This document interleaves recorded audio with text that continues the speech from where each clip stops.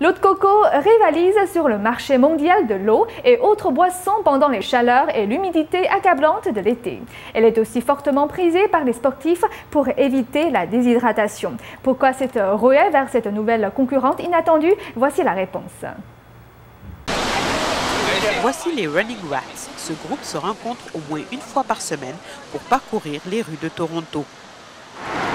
À la fin de sa course, le coureur Ian Barnaby a un besoin intense de se désaltérer. Mais ce n'est pas une boisson sport qu'il boit pour assouvir sa soif, c'est de l'eau de coco.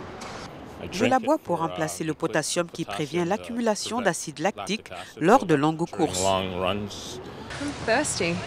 Autrefois, ce n'était qu'un régal trouvé dans les tropiques. À présent, l'eau de coco devient de plus en plus populaire au Canada. L'eau de coco comme boisson pour les sportifs est endossée par des célébrités comme Rihanna ou l'étoile sportive canadienne Donovan Bailey. La plupart des eaux de noix de coco, dit-on, sont faibles en teneur en matière grasse, sans cholestérol, riches en vitamines. Elles sont commercialisées comme une alternative saine aux boissons pour sportifs. Cela contient beaucoup de choses que nous perdons dans la transpiration. Mary Bamford, diététicienne, a bien étudié l'eau de noix de coco ainsi que ses divers bienfaits.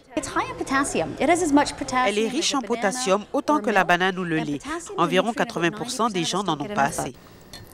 Suite à une importante sudation après une longue séance d'entraînement, l'eau de coco est très appréciée comme boisson désaltérante. Mais est-ce le choix par excellence? Peut-être pas.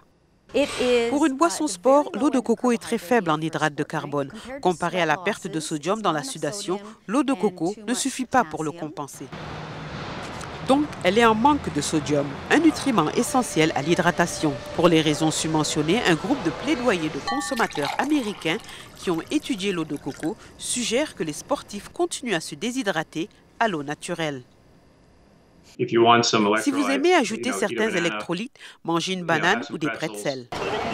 L'eau de coco pure est sans danger pour la plupart des gens, mais il est fort probable que l'eau de coco ne suffira pas pour les sportifs comme Ian Barnaby et ses collègues pour compenser une importante sudation après une longue course épuisante.